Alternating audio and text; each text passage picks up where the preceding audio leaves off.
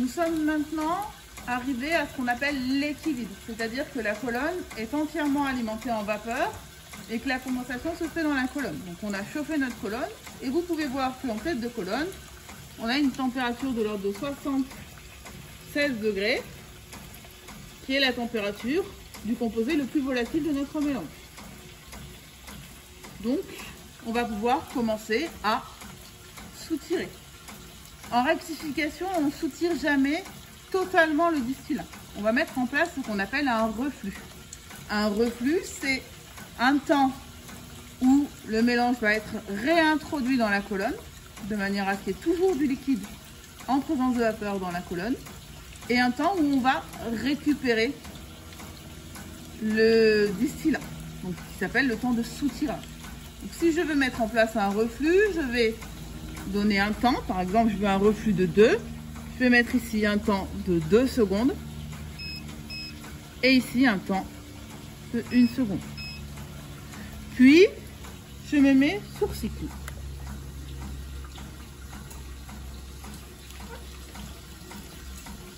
Vous voyez le curseur qui clignote, il clignote pour vous indiquer quand la vanne est fermée, quand la vanne est ouverte. Quelle vanne? La vanne dont on a parlé de soutirage qui se trouve en haut.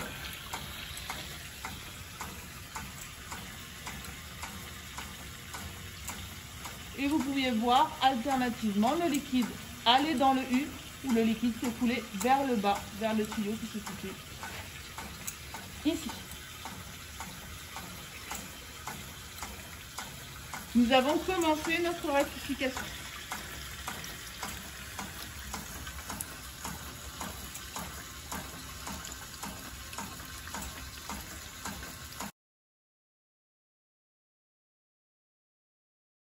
Parlons aussi des réglages à effectuer. Pour le préchauffage, je vous avais expliqué que lors du préchauffage, il fallait réintroduire le liquide à la même température que l'endroit où on devait réintroduire ce liquide dans la colonne. Ici, on réintroduit au niveau du capteur de température noté TT2. La température sur TT2 est de 82,8 degrés. Donc le réglage du préchauffage n'est pas celui qui était initialement présent, ce sera un peu moins. Donc, je vais me mettre sur automatique et régler 83 degrés. Puis je retourne sur le synoptique et le préchauffage se fera.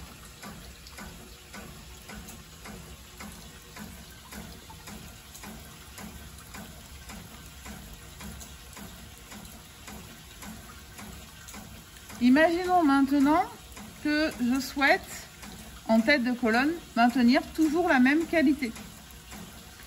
Au lieu d'utiliser le taux de reflux, je peux mettre en place un taux de reflux qui va être variable. Comment je fais ça? Je mets en place une régulation. C'est le régulateur, donc la centrale de commande, qui se situe ici, qui va régler elle-même le taux de reflux. Pour cela, je vais cliquer sur TIC tête de colonne, me mettre en mode automatique et choisir une température. Si je veux une qualité optimale en tête de colonne, ici on a vu que le mélange, sa température la température pour obtenir le composé le plus volatile, c'était 76 degrés. Donc on va mettre une consigne de 76.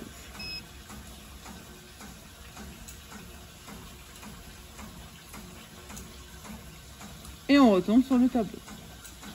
Voici les deux possibilités de réglage de la tête de colonne. Soit le taux de reflux, soit la régulation de la température de tête de colonne. L'un ou l'autre sont possibles.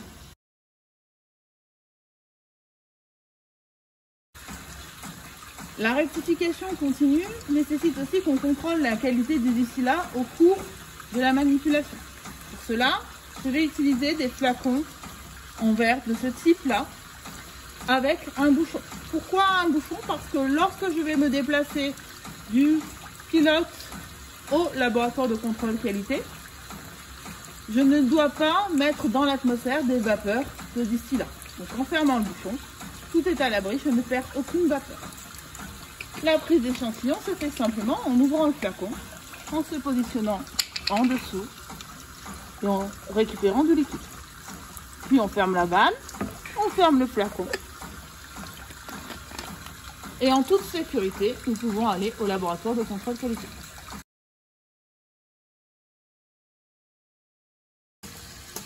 Nous avons maintenant terminé puisque le flacon d'alimentation est presque vide. Donc nous allons procéder à l'arrêt de la manipulation. Pour arrêter la manipulation, la première chose à faire, c'est de se replacer sur reflux total. Puis, on arrête le préchauffage, la chauffe et la pompe doseuse. Par la suite, il va falloir attendre que la température dans le bouilleur, qui se situe ici, soit inférieure à 35 degrés Celsius. Moment où on pourra songer à vidanger ce bouilleur. Avant, ce n'est pas possible. Une fois que le bouilleur est à température et que nous l'avons vidangé, nous pourrons éteindre le panneau électrique à l'aide de ce curseur, puis fermer le de refroidissement à l'endroit où nous l'avons ouvert. Et la machine sera arrêtée. La température étant suffisamment faible, nous allons maintenant pouvoir éteindre le tableau électrique, puis passer à l'arrière du pilote pour fermer l'eau de refroidissement.